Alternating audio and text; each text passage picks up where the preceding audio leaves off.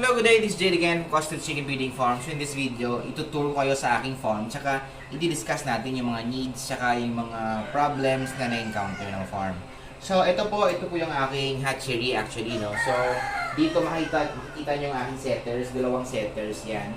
Tsaka ito yung aking hatcher. So nakatapos ng mag-hatch, kaya wala tong laman ngayon. So we have two setters na dito, no.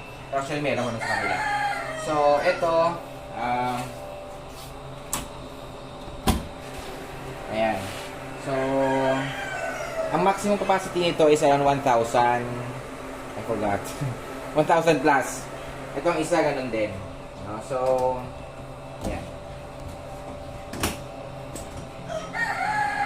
So, sa mga nagtatanong, yung temperature sa setter is kami nasa 37.6, no? Pwedeng 37.5 hanggang 37.8. Tapos ang humidity, ideally nasa 50 to 60 lang, no? Probably 55. Kaso, dito, mahirap i-regulate, no? So, yung kanyang actual readings nasa 37.4 tsaka 65. So, yun, no? Mahirap. Sabi nga sabi ni Doc Cabarles, mas okay daw if smaller yung units, no? Ito yung mali ko before, no? Kasi malalaki yung kinuha ko talaga. And galing China to. So far, more than 3 years ito sa akin. So, hindi masyadong mataas yung hatch rate, but sige na lang. And ito yung ating hatcher, galing to ng Davao from JRMS Incubator kay Hurricane. Ayan. And ayan. I forgot ang capacity nito. Parang 600 plus ang capacity or 700.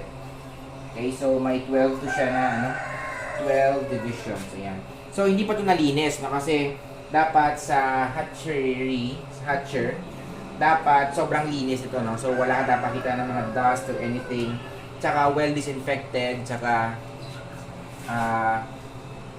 spray ng pesticides as well para sa mga possible na mga mites, etc. So, linisin pa yan, no? Ayan. So, ito ang aking hatchery.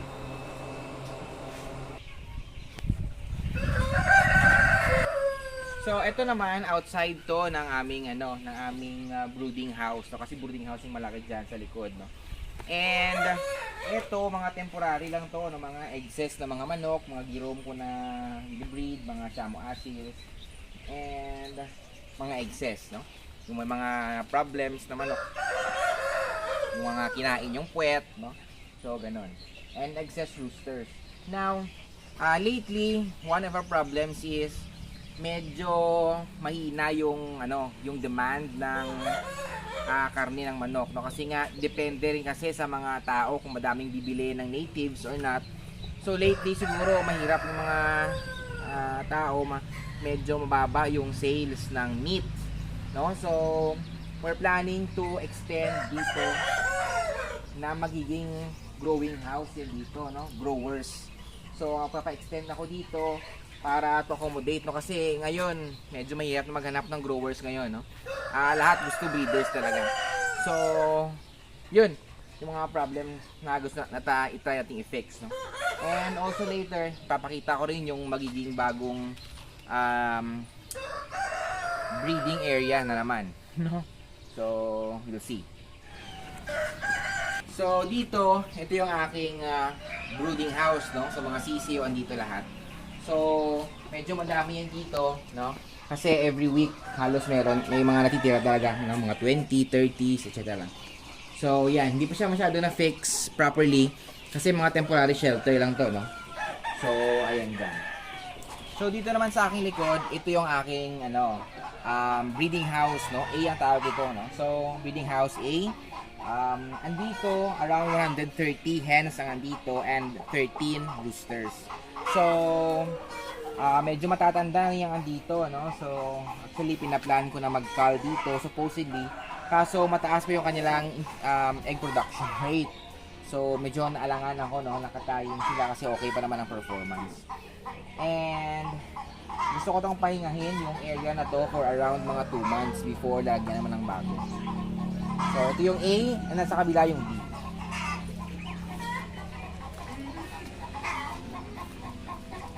So, So dito yung sa B, around 60 plus yung hens dito, tapos around 9 roosters ang nandito.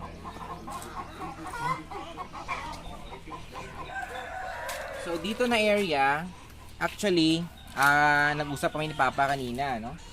Kung maglalagay kami dito ng breeding house, pero sabi ko parang hindi ko pa afford. So hayaan na namin yung area muna na to ngayon, habang hindi ko pa afford gumawa ng breeding house, no?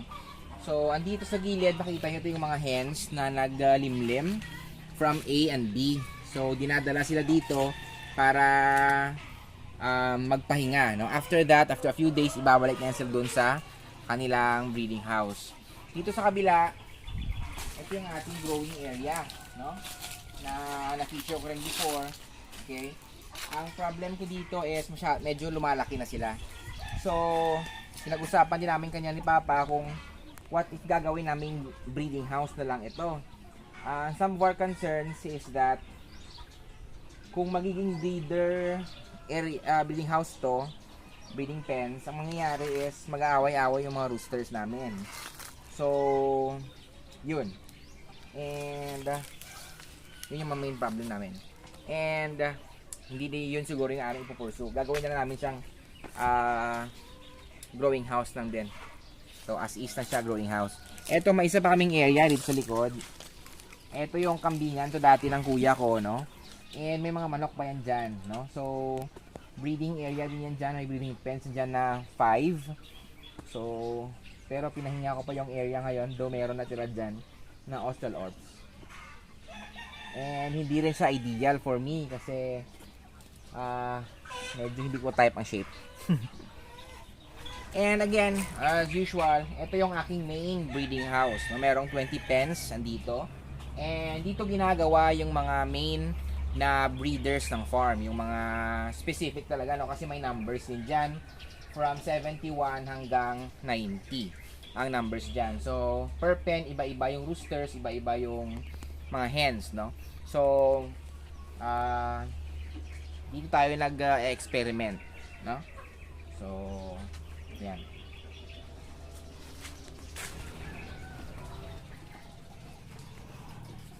So again, ito yung ating ranging area, no, na magiging breeding area din to, no. So around 200 heads ang nandito ngayon, no. Though kukunin ko pa yung ibang manok dito, no, kasi hindi sila meant for hindi compatible yung males and females na iba. So, kukunin ko pa yung ibang mga specials, no? And syempre may kakatayin pa ako dito, may mga rejects pa ako dito, tulad ng isa na may ito, distended na na crop. And yeah, yun. May weakling pa na isa. And ang main problem ko dito na sa ganitong setup is una, yung pag-deworm, no? So, kailangan talagang regular deworming kapag ang manok is nasa range, no? Kailangan i-deworm always, kailangan mag-dilaws, no? So, yun yung main issue ko dito, nakakapagod actually. Kaya gusto ko mag-elevated na building, pero hindi ko pa talaga afford ngayon, no? So, yun. And gagawa ako ng isang ganitong area dun sa kabila. And dito naman, ito yung parang napagdesisyonan talaga namin ni Papa, no? Kasi itong mga manok dito sa kabila, itong mga growers natin na magiging breeders in the next few weeks or months, wala nang mapaglagyan. So, naisip namin ni Papa na dito na lang namin sila ilagay. Gagawin namin ranging area yan dito, no? So, lalagyan ng net sa paligid. And then, dito lang sila na building na na parang bahay kubo lang, no? Diyan sila ilalagay. Tapos, parang i-merge namin yung dalawa para may choice sila kung saan sila matutulog. And malawak na ranging area. So, temporary lang na solution sa mga problems kasi nga hindi pa natin afford mag-upgrade nung magandang building, no? And ngayon, one of the main problems talaga is sobrang dami ng breeders ngayon, no? So madami nagde-deliver ng mga pangkarne, tapos limited lang yung demand, no? So yun. And I share some of the issues as well, no? Kung tawag ito, when it comes to breeding, no? Again, sinabi ko yung iba, no, na if maging breeder kayo, some of the issues would be if wala kayong buyer ng day old for that month. Another thing is kung i-grow mo na sila, no? Kung during harvest time, ang problem naman is if ang customer mo, yung restaurant, is hindi naman, wala naman silang wala silang demand for that time kasi mahina ang order ng mga manok, mahina ang mga turista pupunta. So, yun naman yung mga main issues, no? So, at times, tumatanda yung mga manok and yun, no? So, natatambak yung mga manok, nagiging mas magastos, no? So, okay lang kung every week or every day may mga orders, no? Pero kung wala, no, alanganin, so malaking kwan talaga siya, no? Malaking sakit sa ulo talaga siya. So, if you plan to be a breeder, try nyo munang i-solve or isipin kung ano yung mga possible na main problems na ma-encounter nyo. I'll try to discuss them in another video, no? Supposedly ito yon, no? Kaso parang nalihis ang aking landas sa pag-tour. So, gagawan ko na lang ng another thing, no? Kasi kagabi nanood ako ng lecture about sa entrepreneurship, no? And isa doon is yung i-identify yung main problems, no? So nakita ko nga talaga, no, ang daming problems when it comes to breeding, no? And I'll try to look for solutions as well. So ililista ko yung aking mga problems na na-encounter and I'll try to share it to you, no? Ay yung main problems natin dito sa farm. So this is Jade again from Custard Chicken Breeding Farm. I hope you enjoyed watching this and good day.